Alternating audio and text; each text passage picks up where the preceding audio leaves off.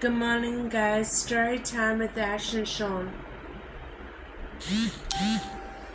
Today I'll be reading chapter 42, Wraith, from Mine, the first book in the Blood Ties series from A.K. Rose. She's an awesome writer of dark romance, so if you like dark romance, give her a read.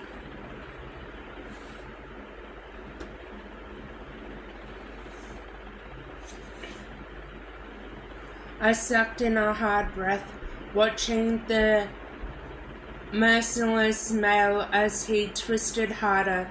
The knife dropped to the ground before he shoved her away. She scrambled, cradling her hand as she shot a tearful stare towards me.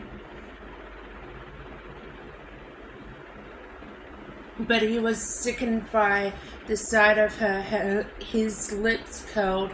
Hate burned in his eyes. He didn't need to say a thing before she broke down and sobbed. You hate me. You really hate me. Come near any of us again and you'll find out just how much. His voice was stone cold. Her shoulders slumped. She wrapped her arms around her middle. Get her out of here, Lazard snapped. You heard him, Logan barked, jacking his gaze to our car still idling behind us. Move. He took a step toward her. She flinched, fear glaring through the pain in her eyes.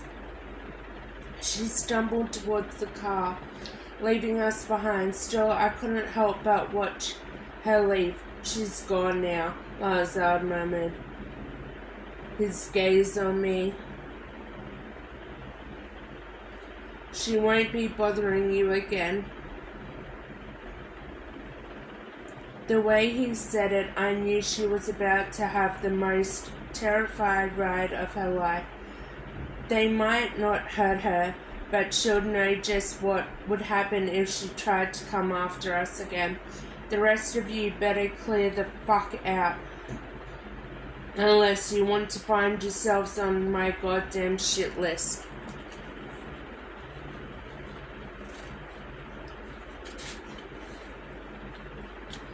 Movement broke out in an instant, the rest of them shoving up from the ground and stumbling away, racing back to the house. You want to explain this, Lazar? Glared at Tobias. I knew who he was, knew his reputation as being dangerous, yet Tobias just turned on him, meeting his stare with his own.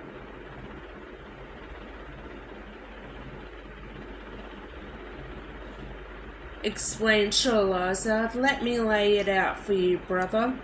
This asshole decides to call Wraith and tell her you're holding out on her, that you know exactly where her dad is, and the only way he was going to tell her was if she met him face to face. But it wasn't about her dad, was it? He wanted to lure her here alone. Anger ripped through those blue eyes of the mafia arsehole. That tree? He jacked his gaze to Geo. But this spineless arsehole didn't answer, just swung his glare to Natalie's car. As the car doors closed, it wasn't my idea. Lazar stepped toward him. But you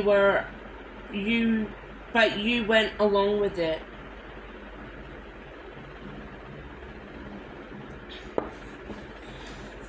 You lured a young woman out in the middle of nowhere at night. A young woman whose father works for me. Geo flinched. He stole from you. That's not your business now, is it? Geo paled under the wash of the Mustang's headlights. You thought, Lazard repeated. Next time you think, Geo, you'd better be far from me. The Mafia Prince's voice grew dangerous. Don't go back to school. In fact, don't go anywhere in this city. Go home, pack your shit, and leave. I see you, and you're done.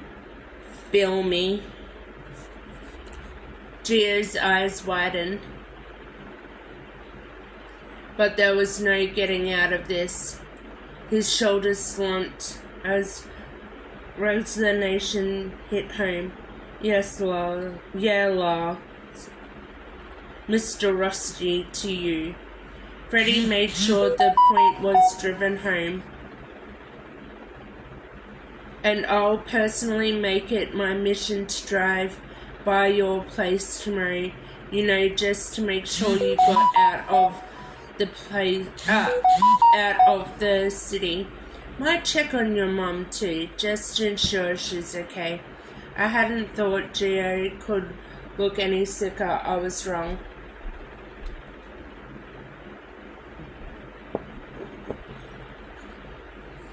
He left, his head dropped low, slinking away like a beaten animal. He's not coming back, Lazard reassured as he looked at me. I'll make sure of that, but I don't know where your father is, Wraith. If I did, I would have told you. I might be a bastard, but I value family. You wanted to kill him, I answered. There was no way I would believe him. Is he dead? I stiffened at the question. Panic fled as I glanced at Tobias, Nick, and Caleb, then slowly answered, no. Ever asked yourself why that is? I met Lazard's piercing stare. No. Maybe you should. He turned and strode away towards his bodyguards. If I find your dad, Wraith, believe me, you'll be the first to know. He left me stunned, my mind reeling as Nick stepped closer, his fingers trembling when they grazed my cheek. Jesus, Wraith. Are you hurt? Tobias grasped my hand as his gaze searched my body for cuts or blood. No, I whispered, leaning against them. I wound one arm around Nick, then the other as far around Tobias and Caleb as I could reach. Thank God. Their hands held me, pulling me against their warmth as I shuddered and shook. Let's get you home, Nick murmured in my ear. Then we can work out what the hell this all meant.